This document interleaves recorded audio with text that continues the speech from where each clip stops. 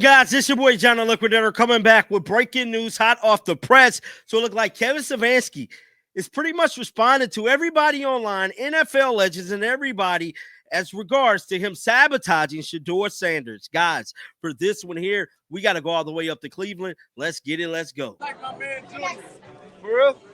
Somebody called me Junior too. When I pulled up, I thought you was Junior. I got put him on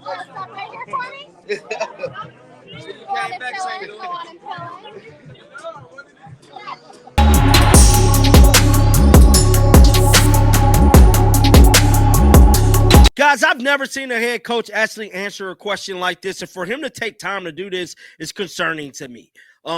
When somebody asks you, are you sabotaging the player, you don't give an answer. You said, I'm not even going to answer that. I'm going to just avoid that question. You would think that's what a coach was supposed to do.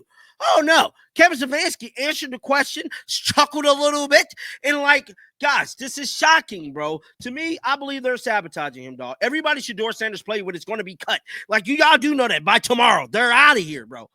And, yeah, man, I'm done talking. Listen to this right here. Roll it. All right, we'll go back to Mary Kay in the interim. Kevin, I know I asked you yesterday about Shedeur coming up to you on the sidelines to ask if he could go back into the game for the 2-minute drive. But then in, kind of watching him in the aftermath of that, I saw, a lot of things on the sideline about him.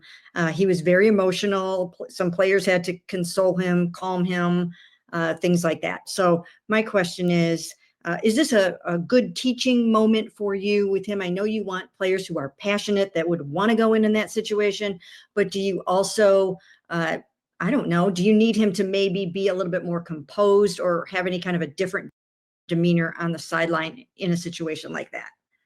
I think all of our guys, Mary Kay, as you know, are extremely competitive and want to be out there for every play. So I'd never want a player to be less competitive. So we want the best version of all of our players, and we need to learn from all these games, learn from every play. That's kind of what we're in the business of. Thank you. All right, we'll go back to Scott. Hey, Kevin, how was Aiden able to make such an impression on you guys and earn those other roles, right? The fullback role and the special teams role. Playing physical achieves your goals there, Scott. If you show up and you're playing physical on defense and then you do it on special teams, we have offensive coaches that are going to want to steal that physicality. So the more you can do, and he's somebody that has certainly done it on defense, has done it on special teams, and we value physicality. It feels kind of unusual for a rookie, maybe, or a young guy to be able to step in and take on all those roles. So did you just know right away that this guy's got the intelligence to do that?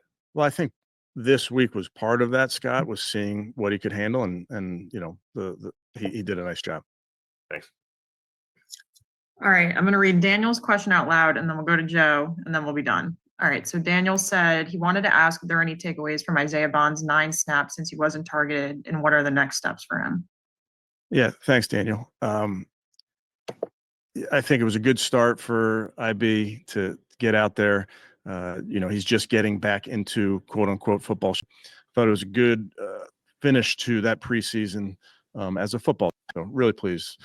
Obviously, now that the cut down starts to come over the next couple of days, the toughest part of one of the tough parts of this business is just that. So we'll work through that over the next 48 hours, and then got 4 good days of work with the team Monday through Thursday, and then take that break over Labor Day before we get started the following week versus Cincinnati. So a lot left to do, a lot of work to be done, and we're excited to get to that work. But with that, I'll take any questions.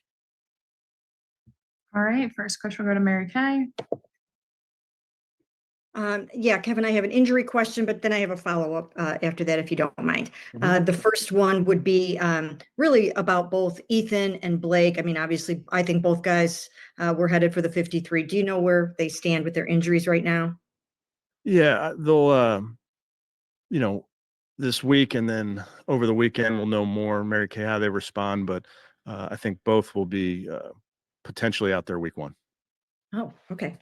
All right. And then the other thing that I wanted to ask you is, can you address this sort of persistent narrative that that you're trying to sabotage Shedeur Sanders, especially after yesterday and not putting him in for the 2 minute. Yeah, obviously, I don't concern myself with outside type of things.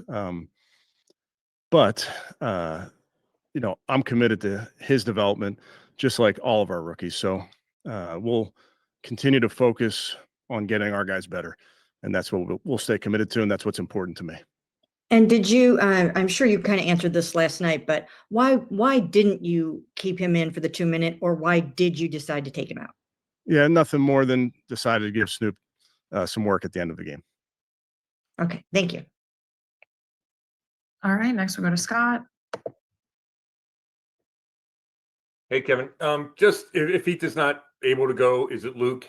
And if it's Luke, what have you seen from him coming off, that injury that cost him all last year?